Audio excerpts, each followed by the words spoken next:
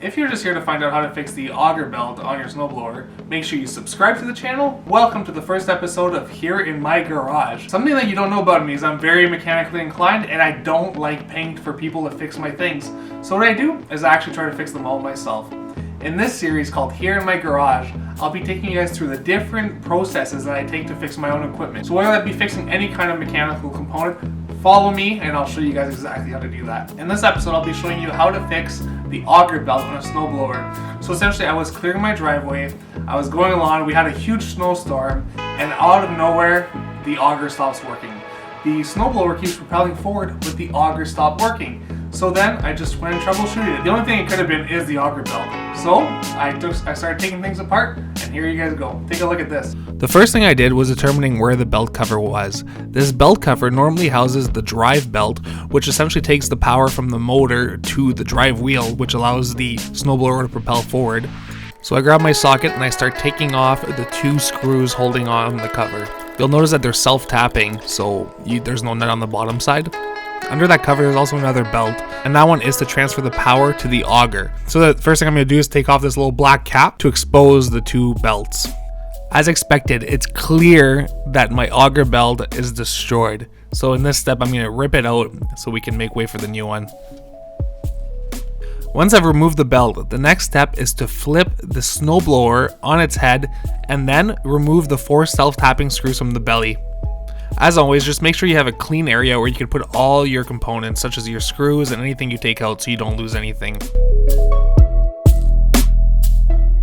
Once we remove the belly plate, we're going to see all the wheels where the belt wraps around, and that's going to be where we replace everything.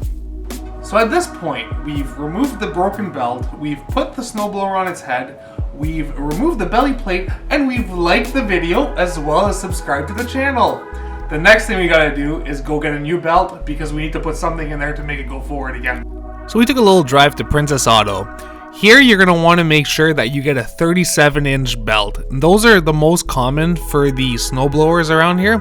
Mine in this case is a Yardworks, and again, a 37-inch by half-inch seems to work fine. So that's what I grabbed from Princess Auto. Now if you're confused, make sure you refer to your owner's manual to try to get the right one. So we're finally back in the garage. You can see I've put the belt on the top idler and I've fished it all the way through to the bottom. And I'll show you guys how we put that back together. You can see me here with some wrenches. I actually took off the idler pulley because I thought that's what you needed to do to get the belt back onto the drive pulley. You really don't need to do this in hindsight. This was just me not knowing what I was doing and playing around. Again, that's part of the fun in Here in My Garage. You can see that you don't have to do this. This was just me messing around and not really knowing what I was doing. I'm just making sure everything is nice and tight. The next thing I'm going to do is flip it back on its head so I can access it from the belly. You can see that I'm putting the screw back on. During this step, we're going to replace the screw that we removed earlier, put it back on. That screw is only there to prevent the belt from skipping out. On that wheel, there's also a spring mechanism that releases from the belt, which allows it to engage. That's actually how you control it from the lever. I had no idea that is how the mechanism worked. That is one of my favorite reasons of why I do these things, is to understand these mechanisms and these complex devices. I'm just making sure everything's nice and snug, and now it's the final piece. Put the belly plate back on.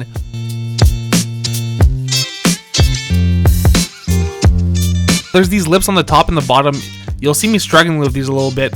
That's important because you want to make sure you put the bottom on first and then you slide the top in. So you'll see me going back and forth here. This was another learning lesson. Again, the bottom goes in first and then the top goes in. The screws then go in finally, and then that makes it pretty easy to put back together.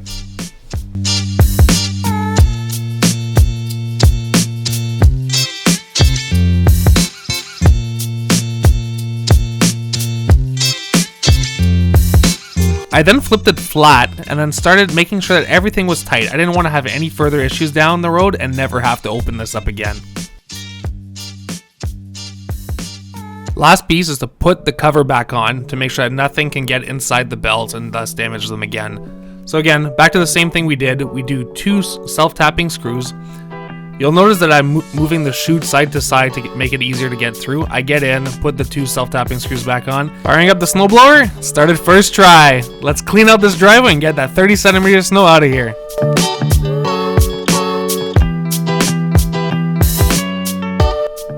I'd be lying at this stage if my wife and my kids weren't super happy that the snowblower was up and running again. Look at that view. Look how much snow we had here in Canada. Make sure once again that you subscribe to the channel for more videos.